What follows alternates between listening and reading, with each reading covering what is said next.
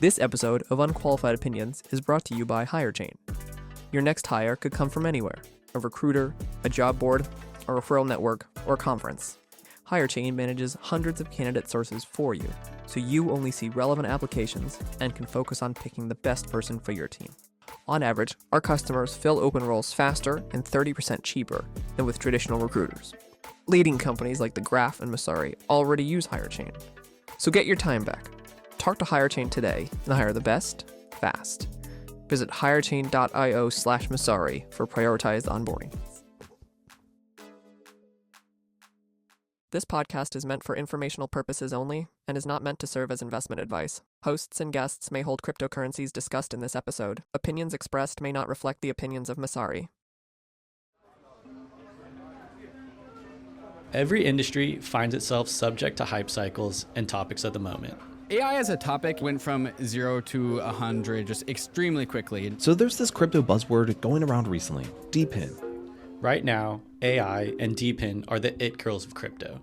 As the general public returns some of their attention back to crypto thanks to Bitcoin headlines, they're still looking for quote-unquote real use cases, and AI and DePIN are happy to oblige. But for those working in the decentralized finance corner of crypto, this is an unfamiliar feeling. In the past, when blockchains have grabbed mainstream attention, it was DeFi that was often cited as the real use case. The essential difference between DeFi and TradFi is that those TradFi intermediaries are gone and they're replaced by a smart contract mechanism. And a smart contract mechanism just says, if this happens, then that will happen. Especially popular were lending marketplaces like Aave and Compound, which allowed investors to invest in crypto with leverage, increasing both the reward and also the risk. This obviously isn't a new concept. It's a common piece of the TradFi market too. But when combined with the volatility of crypto prices, it led for very dramatic results, both gains and losses. So we were building a protocol that we imagined holding maybe 30 million worth of value locked in smart contracts, ended up in the current state across all the networks is pretty much securing roughly 14 billion worth of value in the smart contracts. But while attention has shifted away from these lending marketplaces and from DeFi as a whole, there are a few projects that have quietly identified ways to improve on Aave and Compound. While AI and DePIN are drawing mainstream headlines, the largest value drivers in crypto during this next cycle may come from a familiar face. I'm Kinji Steimetz, and here's the story.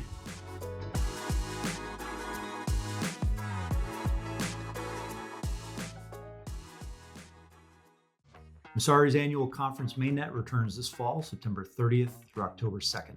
Now in its fourth year, Mainnet is the largest annual crypto event in New York, featuring leaders from crypto, Wall Street, and Washington. Join 3,000 attendees this year to hear from leaders like Cathie Wood, Hester Peirce, and Chris Dixon talk about what's in store for this year, 2025, and beyond. We'll cover the explosion of real-world assets on-chain, the industry's physical infrastructure, the codependent relationship of crypto and AI, the continued growth of smart contract platforms, acceleration of institutional products. We've got it all. Mainnet's your opportunity to meet hundreds of projects shaping the future of crypto and the institutional investors and capital allocators helping to fuel their development.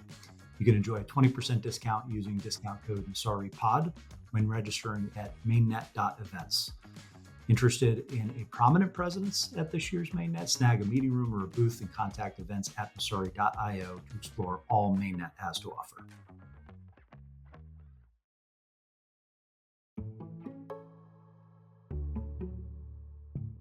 Kinji, thanks for joining me. Of course, thanks for having me.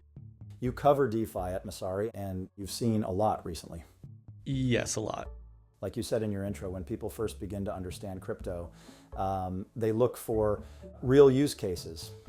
And historically, one of the most popular places to point people to was lending protocols like Aave and Compound. And this wasn't just a bull market, zero interest rate phenomenon. Even during the recent bear market, those two protocols were still regularly doing $100 million of transactions each day. Can you just quickly remind people what they do that was so new and useful? So on-chain lending marketplaces like Aave and Compound theoretically give crypto investors the ability to do three things. One is leveraged investing, where you're borrowing money that you then invest. 2, leverage yield farming, where someone can earn a greater yield on the assets they borrow versus the cost to borrow them in the first place. And 3, short investing, or betting on a price to decrease. Now, these concepts aren't at all new. They all exist in traditional financial markets, but they're typically permissioned, meaning a financial institution needs to approve every borrower before they can receive a loan. To do this for every loan is time-consuming and costly to the banks, so these financial tools really aren't often used by the common investor. But by using crypto assets, which because they're on-chain can be instantly verified as legitimate, Aave and Compound and others created a way for that approval process to happen instantly and permissionlessly, which therefore makes them available to basically any individual who owns crypto. This was a real breakthrough, and it's obviously why they became so popular.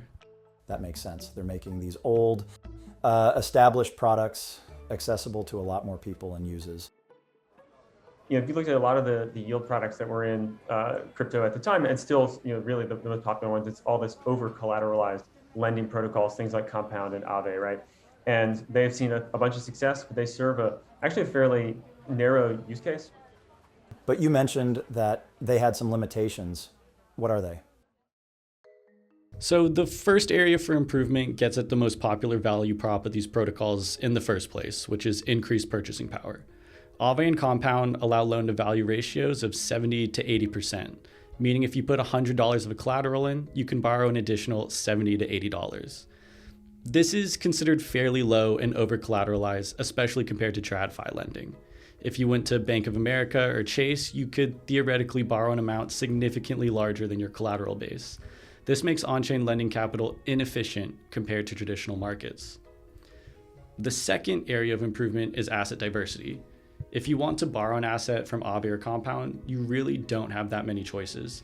About 90% of lending activity involves ETH, USDC, or USDT. The same is true for posting collateral. These incumbent protocols only accept a few tokens. Yeah, some obvious limitations there. It limits the number of assets a person can short, makes it inefficient for yield farming, and just broadly limits the market size these protocols can address. That's right. And it makes sense. This is the first iteration of this technology. So it's normal to expect new projects to take the next step. And you've been seeing some of those next steps emerge recently.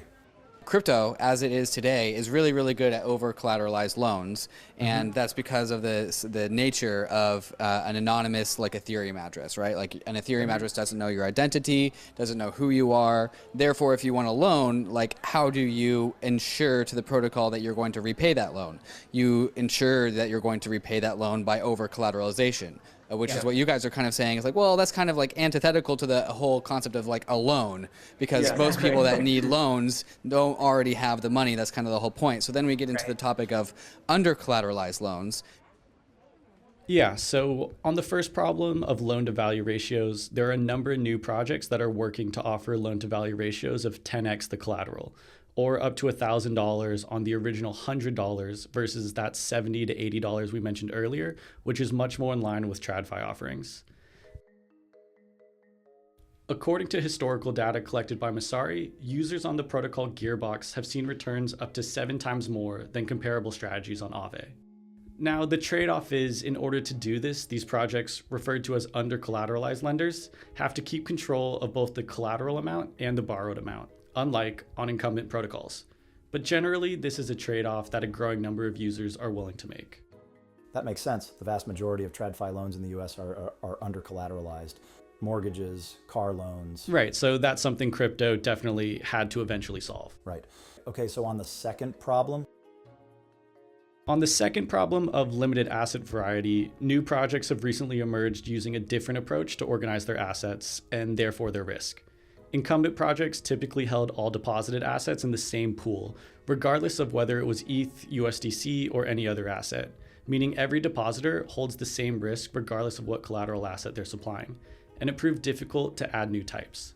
So new projects are using a mix of isolated and pooled risk to easily accommodate new asset types while still operating within their risk requirements.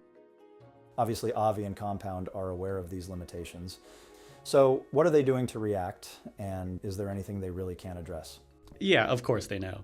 Aave has recently introduced isolated pools to be able to accommodate other assets, most notably other DeFi governance tokens like CRV and SNX. However, they can't entirely address the first problem of loan-to-value ratios. The difference between Aave, who doesn't control borrowed positions, and under-collateralized protocols like Blueberry, Stella, and Gearbox who do, is a fundamental technical choice that each have made.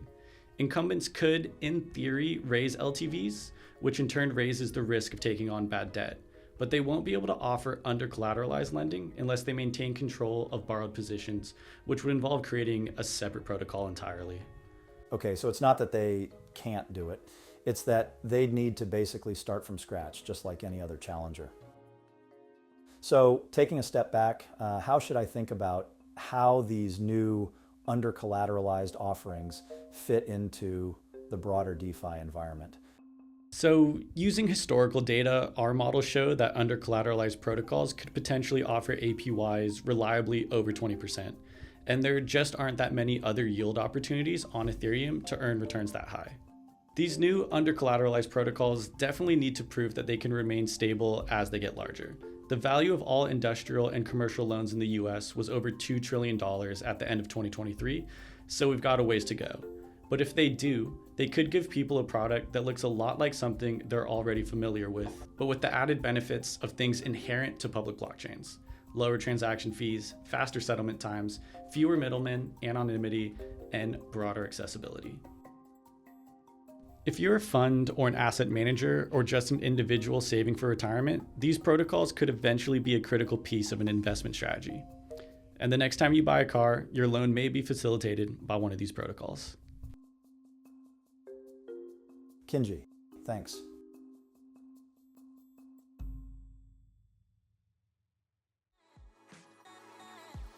This episode was written and produced by Steve Bichimer, based on a report I wrote called A Lending Renaissance, written for Messari Enterprise Research Product in March 2024. To read more about DeFi, Aave, Compound, and the new protocol I think is best positioned to solve these problems, please consider subscribing to Messari Pro at messari.io.